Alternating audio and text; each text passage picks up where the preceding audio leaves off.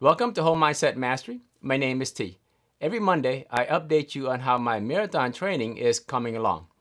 Last episode, I said week 24 was my best training week yet. The longest miles and the most run, without minimal pain, with little to no pain. But unfortunately, I spoke too soon. I got humble really quick. In the world of running, you have to be really careful how much load and intensity you add on a weekly basis. I thought I felt great in week 24, but sure enough, going into the week of 25, I started to feel the pain on my right knee, the bottom of the kneecap, late in Monday evening. I rested, and then the next day, I started to feel a little bit swollen on the right side of the knee. So if I look at the description, it sounds like a runner's knee. So that's an intensity and load issue. I rested a little bit, and instead of running as much as I ran and as fast as I ran, I scaled down the intensity and the load.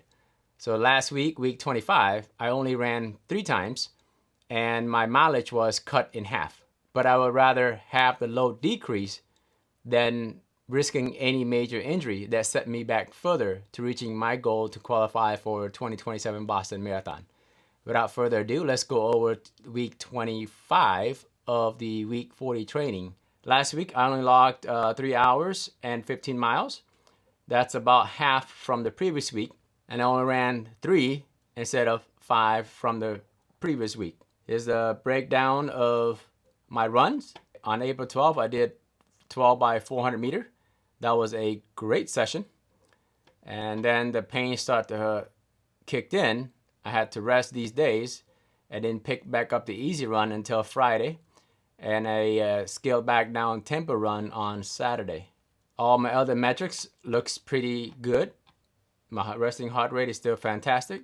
Up until I felt the runner's knee pain, this session was a great session.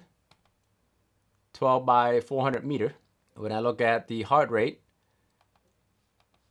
fantastic. I exceeded my goal of 7:03 pace. So that's 6:44, 6:42, 6:45.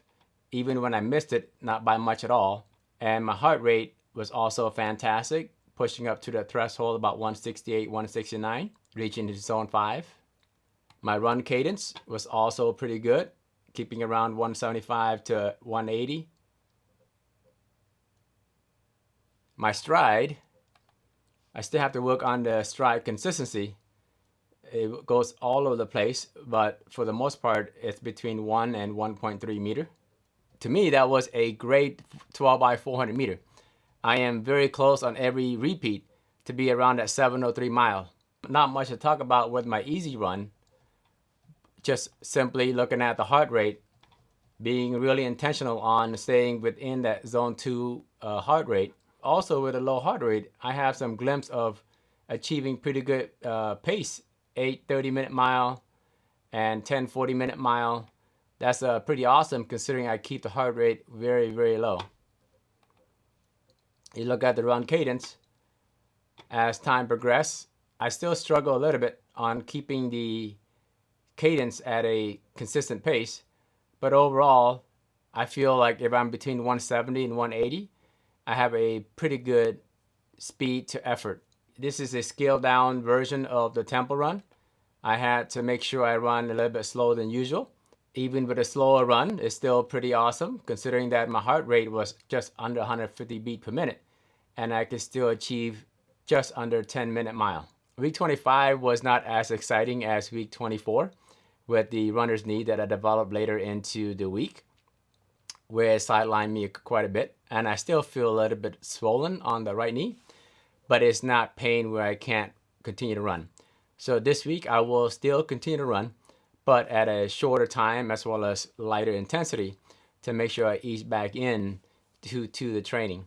The last thing I want to do is having that knee bother me so bad that I repeat what I did last marathon, which I ran over half the marathon due to the right knee pain.